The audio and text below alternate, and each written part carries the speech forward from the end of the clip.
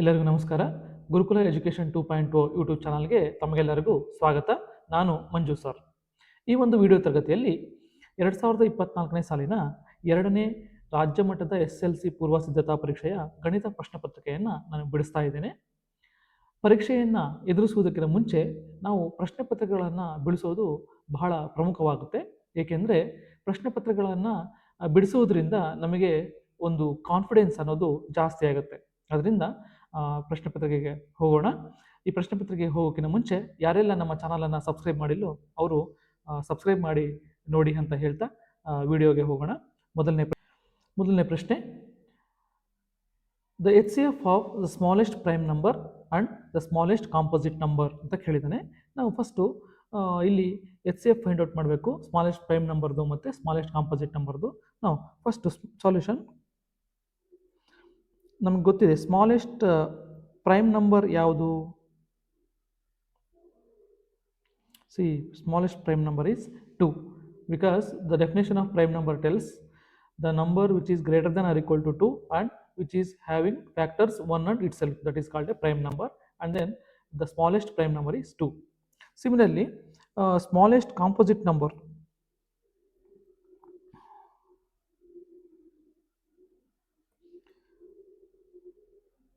smallest component number is 4. 2 is prime number, 3 is prime number, therefore next number is 4. 4 is a composite number, therefore smallest composite number is 4. Now let us find HCF 2 and 4. Let us write the factors of 2. 1 and 2 are the factors of 2. For 4, 1, 2, 4 are the factors. Now here the common factors are 1 and 2 are the common factor. Here highest common factor is 2, therefore HCF is 2. Therefore answer is option C, 2. ಮುಂದಿನ ಪ್ರಶ್ನೆಗೆ ಹೋಗೋಣ. The arithmetic progression is in the following is. ನೋಡಿ, ಈ ಕೆಳಗಿನಲ್ಲಿ arithmetic progression ಯಾವುದು ಅಂತೇಳಿ find out ಮಾಡಬೇಕು. Solution first one 1, 2, 4, 8. ನಾವು the difference 1, ಇಲ್ಲಿ 2 and 4 ಡಿಫರೆನ್ಸ್ 2, 4 and 8 ಡಿಫರೆನ್ಸ್ 4. ನೋಡ್ರಿ, common difference is not equal here 1, 2, 4, therefore this is not an arithmetic progression. Second one 3, 7, 10, 14. Now difference between 3 and 7, that is 4. Difference between 7 and 10, that is 3. Sorry, difference between 10 and 14, that is 4. See here also the common difference, the difference between any two consecutive terms is not same, not equal, therefore this is also not in arithmetic progression. Let us check the third one. 1, 4, 9, 16. Now difference between 1 and 4 is 3. The difference between 4 and 9 is 5. The difference between 9 and 16 is 6 plus 1, 7. Now here also the common difference is not same, therefore this is also not an example of AP, arithmetic progression. Now let us check the last one. 5, 9, 13, 17. The difference between 5 and 9 is 4. Difference between 9 and 13 is 4. Difference between 13 and 17 is also 4. Therefore, see the common difference is same here, that is equal to 4. Therefore, this is an AP. Therefore, the answer is option D, that is 5, 9, 13, 17. See, and so on. See, let us move on to the next problem. The degree of the polynomial p of x is equal to 2x cube plus 3x minus 11x square plus 6. Note here the polynomial is given by p of x is equal to 2x cube plus 3x minus 11x square plus 6. This is the polynomial he has given. Now here degree means highest power of the variable. ನೋಡಿ, ವೇರಿಯೇಬಲ್ನ highest power ಏನಿರುತ್ತೆ ಅದನ್ನ ನಾವು degree ಅಂತ ಕರಿತೀವಿ. ಇಲ್ಲಿ X variable ಇಲ್ಲಿದೆ. ನೋಡಿ, ದ ಹೈಯೆಸ್ಟ್ ಪವರ್ ಇಲ್ಲಿ 1 ಇದೆ, ಇಲ್ಲಿ 3 ಇದೆ, ಇಲ್ಲಿ 2 ಇದೆ. Highest power is 3. Therefore 3 is the degree of the equation. Therefore the answer will be option B 3. Let us move on to the next question. ಮುಂದಿನ ಪ್ರಶ್ನೆಗೆ ಹೋಗೋಣ. If a pair of linear equations is consistent then the lines represented by the equations are ಅಂತ ಹೇಳಿದಾನೆ. ನಾವು ಇಲ್ಲಿ ನಾವು ಎಲ್ಲ ಕೇಸಸನ್ನು ಡಿಸ್ಕಸ್ ಮಾಡೋಣ. A pair of equations is consistent. First of all we have to know the consistent system of equations and inconsistent system of equations. Consistent of system of equations ಅಂದರೆ ಯಾವಾಗ ಹೇಳ್ತೀವಪ್ಪ ಅಂತಂದರೆ A pair of equations having solution. If solution exist then we say the system is consistent system. Inconsistent ಅಂತ ಯಾವಾಗ ಹೇಳ್ತೀವಿ ಅಂತಂದರೆ solution not exist. Solution exist ಆಗಿಲ್ಲ ಅಂತಂದರೆ then we say that system is inconsistent system. Now here a pair of linear equations is consistent ಅಂತ ಹೇಳಿದಾನೆ, ಸರಿ inconsistent ಅಂತ ಹೇಳಿದಾನೆ. A pair of linear equations is inconsistent ಯಾವಾಗ ಆಗಿರುತ್ತೆ ಅಂತಂದರೆ if they are parallel lines. ಎರಡು ಲೈನ್ ಪ್ಯಾರಲಲ್ ಲೈನ್ ಆಗಿದ್ದರೆ ಅವು ಒಂದಕ್ಕೊಂದು ಕೋಇನ್ಸಿಡೆಂಟ್ ಆಗಲ್ಲ. ಎರಡು ಲೀನಿಯರ್ ಈಕ್ವೇಷನ್ ಅಂದರೆ ಎರಡು ಲೈನ್ಗಳು ಒಂದಕ್ಕೊಂದು ಕೋಇನ್ಸಿಡೆಂಟ್ ಆದಾಗ ಮಾತ್ರ ಎಲ್ಲೆಲ್ಲಿ ಕೋಇನ್ಸಿಡೆಂಟ್ ಆಗಿರುತ್ತೋ ಅವನ್ನು ನಾವು ಸೊಲ್ಯೂಷನ್ಸ್ ಅಂತ ಹೇಳ್ತೀವಿ. ಹಾಗಾಗಿ ಇಲ್ಲಿ ಪ್ಯಾರಲಲ್ ಲೈನ್ಸು ಯಾವ ಪಾಯಿಂಟ್ ಹತ್ರನೂ ಕೋಇನ್ಸಿಡೆಂಟ್ ಆಗಲ್ಲ. Therefore these solution exist ಆಗಲ್ಲ. ಸೊಲ್ಯೂಷನ್ ಎಕ್ಸಿಸ್ಟ್ ಆಗಿಲ್ಲ ಅಂದರೆ ಅವನ್ನ ಇನ್ಕನ್ಸಿಸ್ಟೆಂಟ್ ಅಂತ ಕರಿತೀವಿ. Therefore answer is option A, parallel lines. ನಾವು ಎರಡೇ ನೋಡೋಣ. Perpendicular lines. ಪರ್ಪೆಂಡಿಕ್ಯುಲರ್ ಎರಡು ಲೈನ್ ಪರ್ಪೆಂಡಿಕ್ಯುಲರ್ ಆಗಿತ್ತಂದರೆ ಒಂದು ಪಾಯಿಂಟ್ ಹತ್ರ ಅದು ಕೋಇನ್ಸಿಡೆಂಟ್ ಆಗುತ್ತೆ. ದೇರ್ ಫೋರ್ ಒಂದು ಸೊಲ್ಯೂಷನ್ನು ಎಕ್ಸಿಸ್ಟ್ ಆಗಿರುತ್ತೆ. ನಾವು ಇಂಟರ್ಸೆಕ್ಟಿಂಗ್ ಲೈನ್ಸ್ ಅವು ಪರ್ಪೆಂಡಿಕ್ಯುಲರ್ ಅಲ್ಲದೇ ಬೇರೆ ರೀತಿಯಲ್ಲಿ ಇಂಟರ್ಸೆಕ್ಟ್ ಆಯಿತು ಈ ಥರ ಲೈನ್ಸು ಅಂತಂದರೆ ಅಲ್ಲೂ ಕೂಡ ಒಂದು ಪಾಯಿಂಟ್ ಹತ್ರ ಅವು ಇಂಟರ್ಸೆಕ್ಟ್ ಆಗಿರ್ತವೆ. ದೇರ್ ಫೋರ್ ಒಂದು ಸೊಲ್ಯೂಷನು ಇರುತ್ತೆ, ಒಂದು ಸೊಲ್ಯೂಷನ್. ನಾವು ಕೋಇನ್ಸಿಡೆಂಟ್ ಲೈನ್ಸ್ ಒಂದ್ರ ಮೇಲೆ ಒಂದು ಇತ್ತು ಲೈನ್ಸು ಅಂತಂದರೆ ಅದರಲ್ಲಿ ಇನ್ಫೈನೈಟ್ಲಿ ಮೆನಿ ಸೊಲ್ಯೂಷನ್ಸ್ ಇರುತ್ತೆ. Infinitely many solutions. Therefore ನೋಡಿ ಈ ಮೂರು ಕೇಸಲ್ಲೂ ಕೂಡ system pair of linear equations consistent ಆಗಿರುತ್ತೆ. ಮುಂದಿನ ಪ್ರಶ್ನೆಗೆ ಹೋಗೋಣ. The quadratic equation among the following is ಅಂತ ಕೇಳಿದಾನೆ. ಕ್ವಾಡ್ರಾಟಿಕ್ ಈಕ್ವೇಷನ್ ಅಂತಂದರೆ ಡಿಗ್ರಿ 2 ಇರಬೇಕು, ಅದನ್ನು ನಾವು ಕ್ವಾಡ್ರಾಟಿಕ್ ಈಕ್ವೇಷನ್ ಅಂತ ಕರಿತೀವಿ. ನಾವು ಇಲ್ಲಿ ಚೆಕ್ ಮಾಡೋಣ ಒಂದೊಂದು. First one x plus 1 is equal to 0. ಇಲ್ಲಿ ನೋಡ್ರಿ highest power of the variable is 1. Therefore this is not quadratic equation ಅಲ್ಲ. ನಾವು next second one option B check ಮಾಡೋಣ. X into x square plus 1 is equal to 0. ಇದನ್ನು simplify ಮಾಡಿದಾಗ ನೋಡಿ x into x square x cube plus x into 1 x is equal to 0. ಇಲ್ಲಿ highest power 3 ಇದೆ. Therefore this is cubic polynomial, not quadratic. ನಾವು next option C check ಮಾಡೋಣ. X into x plus 1 is equal to x square. X into x x square plus x into 1 x is equal to x square. ನಾವು ಈ x square cancel ಆಗುತ್ತೆ. Equation ಉಳಿದಿರೋದೇನು x is equal to 0 ಅನ್ನೋದು ಉಳಿಯುತ್ತೆ. X is equal to 0, C is not quadratic. ಅದು quadratic equation ಆಗಲ್ಲ. ಯಾಕೆ ಅಂತಂದರೆ ಹೈಯೆಸ್ಟ್ ಪವರು 1 ಇದೆ, ಅದಕ್ಕೋಸ್ಕರ ಕ್ವಾಡ್ರಾಟಿಕ್ ಆಗಲ್ಲ. ನೆಕ್ಸ್ಟ್ ಲಾಸ್ಟ್ ಆಪ್ಷನ್ ಚೆಕ್ ಮಾಡೋಣ. X into x plus 1 is equal to 0. Multiply ಮಾಡಿದಾಗ x into x x square plus x into 1 x is equal to 0. Now this is quadratic equation because highest power of the variable is 2. Therefore option D is the right answer. Answer D, that is x into x plus 1 is equal to 0. ಮುಂದಿನ ಪ್ರಶ್ನೆಗೆ ಹೋಗೋಣ. In the given figure, if DE parallel to BC, then the value of DE by BC is ಅಂತ ಕೇಳಿದಾನೆ. ನೋಡಿ ಈ ಒಂದು ಚಿತ್ರದಲ್ಲಿ see observe the triangles ಯಾವ್ಯಾವಪ್ಪ ಅಂದರೆ triangle A D E and triangle A B C. ಇವೆರಡು ಟ್ರಯಾಂಗಲ್ನ ಅಬ್ಸರ್ವ್ ಮಾಡಿ ಚಿತ್ರದಲ್ಲಿ. See they are similar. See these two triangles are similar. Then by applying basic proportionality theorem or Thales theorem apply ಮಾಡಿದ್ರೆ ನಾವು ಏನು ಹೇಳುತ್ತೆ ಥೇಲ್ಸ್ ಥಿಯರಮ್ ಅಂತಂದರೆ the ratio if two triangles are similar then the ratio of corresponding sides is equal ಅಂತ ಹೇಳುತ್ತೆ. Therefore according to that theorem we can write AD by AB is equal to AE by AC, that is equal to DE by BC.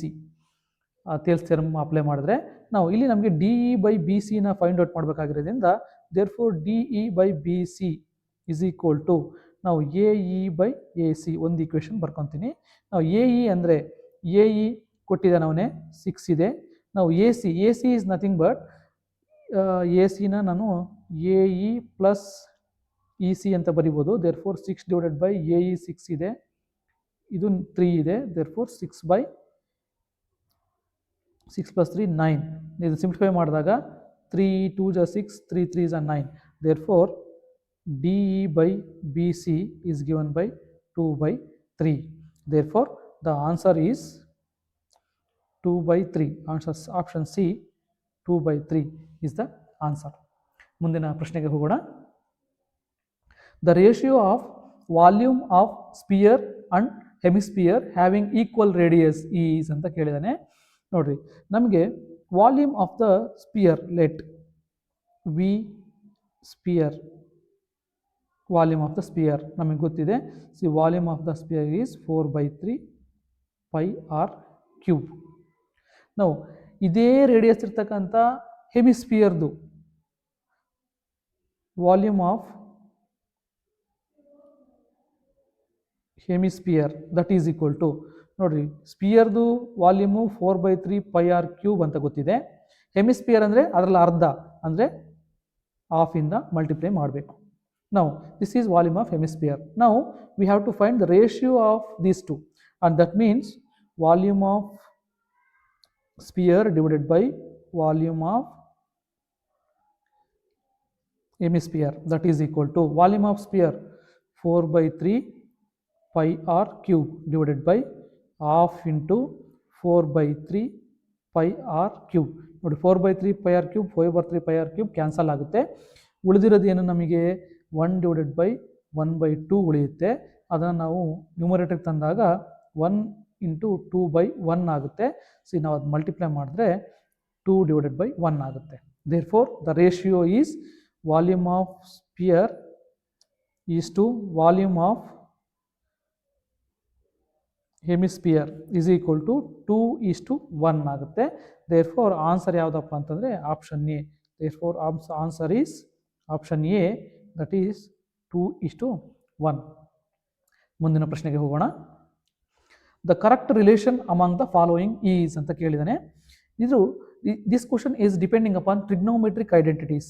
ನಮಗೆ trigonometric identities ಏನು ಗೊತ್ತಿದೆ? Sine square theta plus cos square theta is equal to 1, 1 plus tan square theta is equal to second square theta, like this. ಆ ಐಡೆಂಟಿಟಿಗಳ ಮೇಲೆ ಇದೆ. ನಾವು ಒಂದೊಂದೇ check ಮಾಡೋಣ. ನೋಡು, first one tan square theta ನಮ್ಗೆ ಗೊತ್ತಿದೆ. ಸ್ಟ್ಯಾಂಡರ್ಡ್ ಐಡೆಂಟಿಟಿ ಏನಪ್ಪ ಅಂದರೆ 1 plus tan square theta is equal to secant square theta. This is the identity we know. Now ಇಲ್ಲಿ tan square theta is equal to secant square theta plus 1 ಕೊಟ್ಟಿದ್ದಾನೆ. ಇದನ್ನು simplify ಮಾಡಿ 1 ಈ ಕಡೆ ತರಿಸೋಣ. ಏನಾಗುತ್ತೆ? tan square theta minus 1 is equal to secant square theta ಆಗುತ್ತೆ. ನೋಡಿ, compare this and this. These two are not equal. Therefore, this is not a valid equation. Next, second check ಮಾಡೋಣ. sin square theta is equal to 1 minus cos square theta. ನಾನು ಇದನ್ನು cos square theta ನ left hand ಸೈಡ್ಗೆ ತೊಗೊಂಬರ್ತೀನಿ. sin square theta ಹಾಗೆ ಬರಿತೀನಿ, plus cos square theta is equal to 1. ನೋಡಿ, ನಮ್ಗೆ ಗೊತ್ತಿದೆ standard equation identity sin square theta plus cos square theta is equal to 1 ಅಂತ ಗೊತ್ತಿದೆ. therefore this is a valid equation. therefore this is right, correct relation ಅದು. Next third one check ಮಾಡೋಣ. ನಮ್ಗೆ cot theta ಗೊತ್ತಿದೆ. C cot theta ಅಂತಂದರೆ cos theta divided by sin. cos theta in terms of sin and cos ಬರೆಯೋದಾದರೆ cot theta is equal to cos theta divided by sin theta. therefore this option is wrong. this is also wrong. ನಾವು fourth one check ಮಾಡೋಣ. the reciprocal relation of sin theta is cosecant theta. see therefore sin theta can be written as 1 divided by cosecant theta. now here sin theta is equal to 1 divided by secant theta ಕೊಟ್ಟಿದ್ದಾನೆ. therefore ಇದು ಕೂಡ wrong. therefore the answer is option B, that is sin square theta is equal to 1 minus cos square theta. Let us move on to the next question. In a class, the number of boys x is 1 more than twice the number of girls y. Form a linear equation in two variable for this statement. ನೋಡಿ, ಈ ಒಂದು ಸ್ಟೇಟ್ಮೆಂಟ್ಗೆ ನಾವು linear ಈಕ್ವೇಷನನ್ನು form ಮಾಡಬೇಕು. ಇಲ್ಲಿ ಅವನು by default number of boys x ಅಂತ ಕೊಟ್ಟಿದ್ದಾನೆ. See x ಅಂದರೆ ಏನಪ್ಪ ಅಂದರೆ ನಂಬರ್ ಆಫ್ ಬಾಯ್ಸ್, ವೈ ಅಂದರೆ ನಂಬರ್ ಆಫ್ ಗರ್ಲ್ಸ್. ನಾವು ದ ಸ್ಟೇಟ್ಮೆಂಟ್ ನೋಡೋಣ. The number of boys x is equal to one more than ಅಂದರೆ ಒಂದು ಜಾಸ್ತಿ ಇದೆ, ಒಂದು ಆಡ್ ಮಾಡಬೇಕು ಅಂತ. One more than twice the number of girls. Twice the number of girls ಅಂದರೆ number of girls is y, therefore twice ಅಂದರೆ 2y. ನಾವು ದಿಸ್ ಈಸ್ ದ ಈಕ್ವೇಷನ್. ಇದನ್ನು ನಾವು ಇನ್ನೂ ಸಿಂಪ್ಲಿಫೈ ಮಾಡಿದ್ರೆ ಸ್ಟ್ಯಾಂಡರ್ಡ್ ಫಾರ್ಮ್ ಬರೆಯೋಣ. X minus 2y minus 1 is equal to 0. So this is the required linear equation in two variable for this particular statement. ಮುಂದಿನ ಪ್ರಶ್ನೆಗೆ ಹೋಗೋಣ. Write the quadratic polynomial whose zeros are alpha and beta ಅಂತ ಇದೆ. ನೋಡಿ, we know that, ನಮ್ಗೆ ಗೊತ್ತಿದೆ, if alpha and beta are zeros of polynomial, ಈ ಯಾವುದೇ ಒಂದು ಪಾಲಿನಾಮಿಯಲ್ಗೆ ಆಲ್ಫಾ ಮತ್ತು ಬೀಟಾ ರೂಟ್ಸ್ ಆಗಿದ್ರೆ then the polynomial will be, the polynomial ಹೆಂಗಿರುತ್ತೆ ಅಂತಂದರೆ, ನಾವು k times x square minus sum of roots alpha plus beta into x plus product of roots alpha into beta, product of zeros. See ಈ ಥರ ಇರುತ್ತೆ. Where k c is any non zero constant. K ಅನ್ನೋದು ಒಂದು any non zero constant ಆಗಿರುತ್ತೆ. ನಾವು this is the answer. See if alpha and beta are the zeros of the polynomial, then the polynomial will be k into x square minus sum of zeros, that means alpha plus beta into x plus product of roots alpha into beta ಆಗಿರುತ್ತೆ. See ಮುಂದಿನ ಪ್ರಶ್ನೆಗೆ ಹೋಗೋಣ.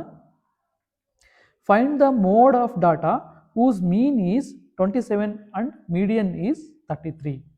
See, we know the relation between mean, median and mode. ಏನು mean, median, mode ಗೆ relation ಏನು? See, the mode is approximately equal to 3 times median minus 2 times mean. ಇದು information ನಮಗೆ ಗೊತ್ತಿದೆ. ನಾವು ಇಲ್ಲಿ ಮೀಡಿಯನ್ ಕೊಟ್ಟಿದ್ದಾನೆ. ಸೊ ಏನು, ಮೀಡಿಯನ್ ಈಸ್ 33 and mean ಕೊಟ್ಟಿದ್ದಾನೆ, mean is 27. Therefore, mode is equal to 3 into median is 33 minus 2 times mean 27. Now that is equal to 3 into 3 33 99 minus 2 into 27 that is 4 5 54 ಆಗುತ್ತೆ. ಇದನ್ನು ಕಳೆದಾಗ ನಮಗೆ 5 4 45 ಆಗುತ್ತೆ. Therefore, mode is 45.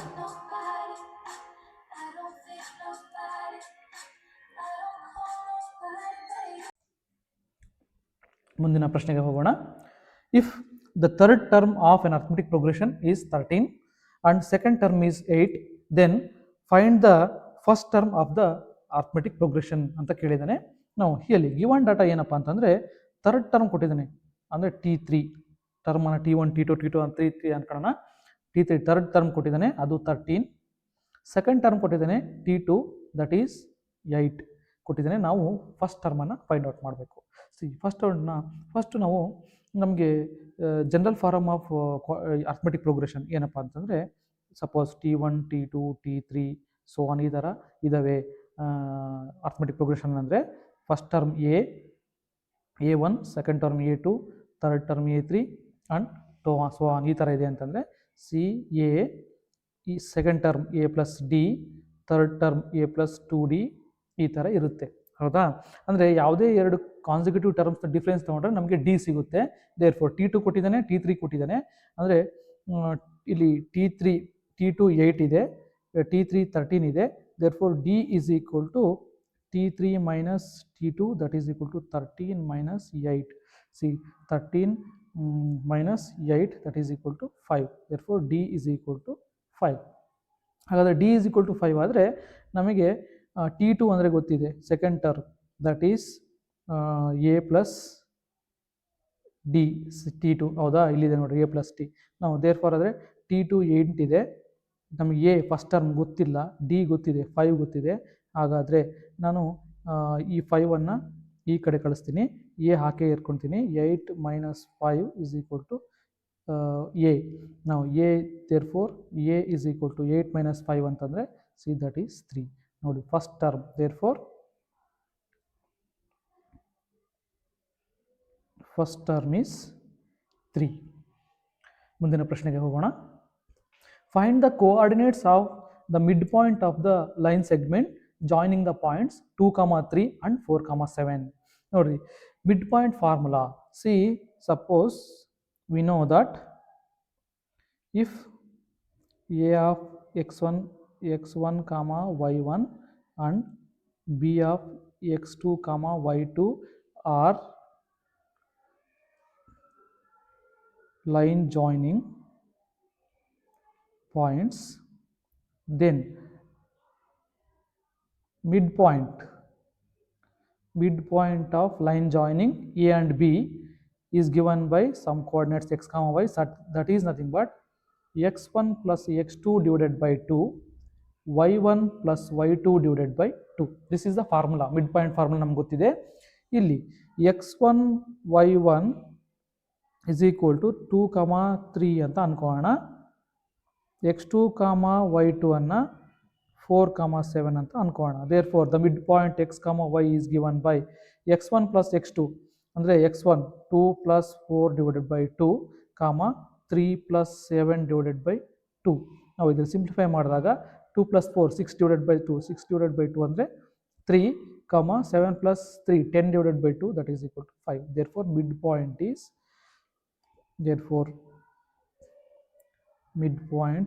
is 3, 5.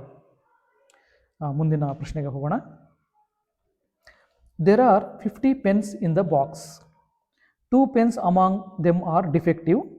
A pen is drawn at random from the box. Find the probability that a pen drawn is defective ಅಂತ ಕೇಳಿದ್ದಾನೆ.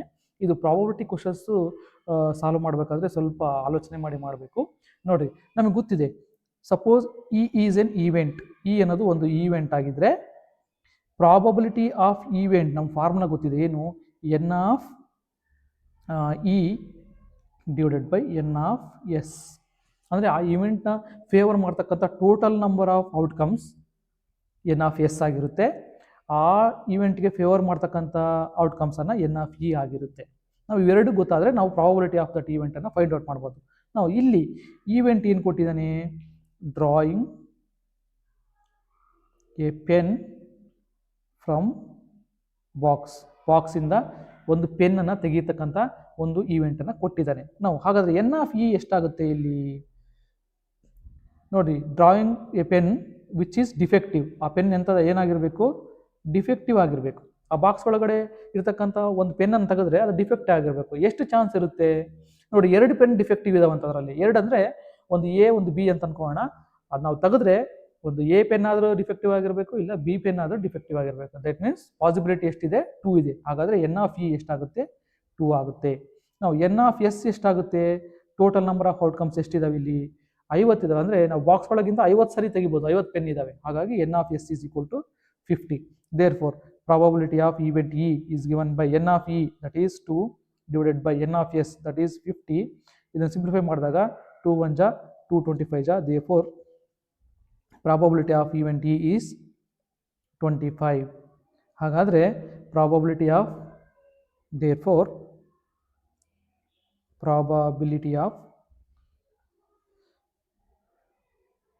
a pen drawn from the box which is defective is 1 divided by 25 is 1 divided by 25. ಮುಂದಿನ ಪ್ರಶ್ನೆಗೆ ಹೋಗೋಣ. In the given figure, write the ratio of the corresponding sides of the triangles ABC and PQR ಅಂತ ಕೇಳಿದ್ದಾನೆ. ಅಂದರೆ corresponding ಸೈಡ್ಸ್ನ ಟ್ರಯಾಂಗಲ್ಸ್ನ corresponding ಸೈಡ್ಸ್ನ ratio ಬರೀಬೇಕು ಅಂತ ಹೇಳಿದ್ದಾನೆ.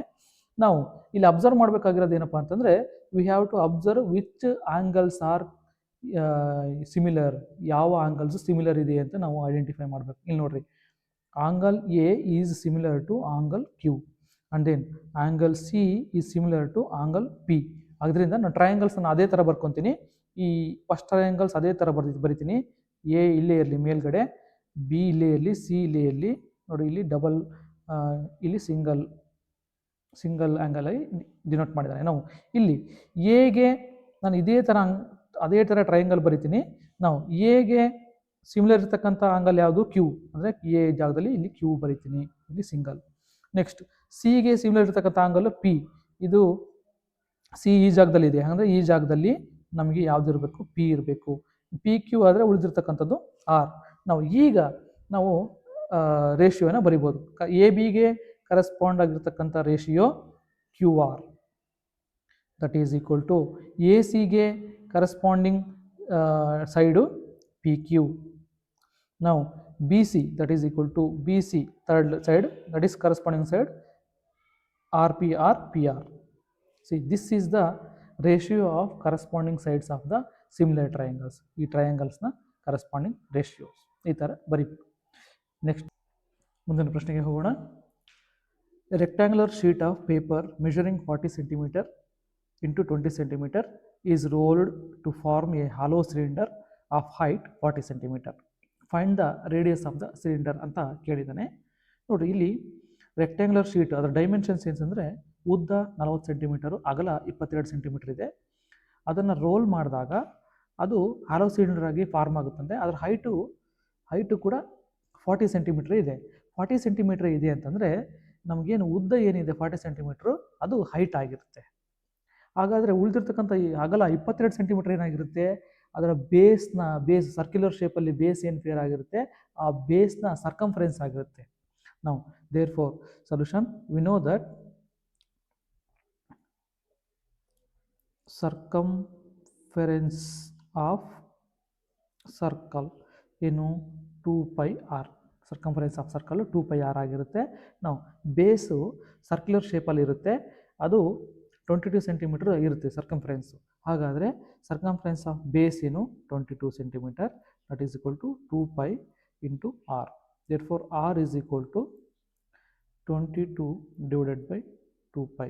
2 1 ಜಾ 2 11 ಜಾ. ನಾವು therefore R is equal to 11 by, ಈ ಪೈಯನ್ನು ನಾವು 22/7 ಅಂತ ಬರಿಬೋದು.